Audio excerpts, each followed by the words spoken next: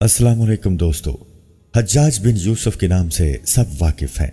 हज्जाज को अब्दुल मलिक ने मक्का, Medina, Taif और यमन का नायब मुकर्रर किया था और अपने भाई बशर की मौत के बाद उसे इराक भेज दिया, जहां से वो कूफा में दाखिल हुआ। इन इलाकों में 20 साल तक हज्जाज का अमल दखल रहा।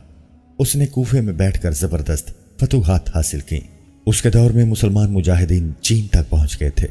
हज्जाज बिन यूसुफ ने ही कुरान पाक पर इराब लगवाए। अल्लाह ताला ने उसे बड़ी फसाहत और बलागत और शुजात से नवाजा था। हुज्जाज हाफिज कुरान था, शराब नोशी और बदकारी से बचता था। वो जहाद का धनी और फतूहात का हरीस था, मगर उसकी तमाम अच्छाइयों पर उसकी एक बुराई ने पर्दा डाल दिया था। और वो बुराई क्या थी? जुल्म। हज्जाज बहुत जालिम था। उसने अपनी जिंदगी में एक खूनखार दरिंदे का रूप धार रखा था।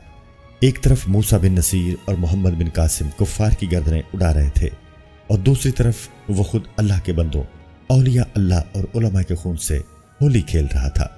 हुज्जाज ने 1,20,000 इंसानों को कत्ल किया है। उसके जेल खानों में एक एक दिन में 80-80 हजार कैदी एक वक्त में होते, जिनमें से 30,000 औरतें थी। उसने जो आखिरी कत्ल किया वो अजीम ताबई और जाहिद पारसा इंसान हजरत सईद बिन जबीर रज़ियल्लाहु ताला अन्हु का कत्ल था। उन्हें कत्ल करने के बाद हज्जाज पर वहशत सवार हो गई थी। वो नफ्सियाती मरीज बन गया था। हज्जाज जब भी सोता, हजरत सईद बिन जबीर उसके ख्वाब में आकर उसका दामन पकड़कर कहते कि ऐ दुश्मन खुदा, तूने मुझे क्यों कत्ल किया? मैंने तेरा क्या बिगाड़ा था?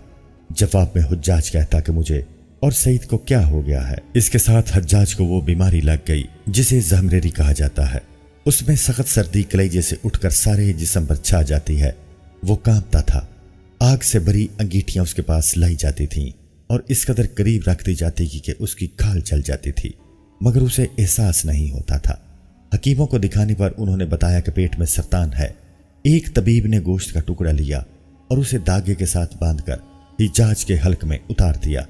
थोड़ी देर बाद धागे को खींचा तो उस गोश्त के टुकड़े के साथ बहुत अजीब नस्ल के कीड़े चिमटे हुए थे और इतनी बदबू थी जो पूरे 1 मुरब्बा मील के फासले पर फैल गई। दरबारी उठकर भाग गए। हकीम भी भागने लगा। हज्जाज बोला, तू किधर जाता है? इलाज तो कर। हकीम बोला, तेरी बीमारी जमीनी नहीं आसमानी है। अल्लाह से पनाह मांग हज्जाज। जब मादी तदबीरों से मायूस हो गया तो उसने हजरत हसन बसरी रहमतुल्लाह अलैह को बुलवाया और उनसे दुआ की दरखास्त की। वो हज्जाज की हालत देखकर रो पड़े और फरमाने लगे, मैंने तुझे मना किया था कि नेक बंदों के साथ छेड़छाड़ ना करना, उन पर जुल्म ना करना, मगर तू बाज ना आया। आज हज्जाज इबरत का सबब बना हुआ था। वो अंदर बाहर से जल रहा था। वो अंदर से टूट फूट चुका था। हजरत सईद बिन जबीर रज़ियल्लाहु ताला अन्हु की वफात के 40 दिन बाद ही हज्जाज की भी मौत हो गई थी।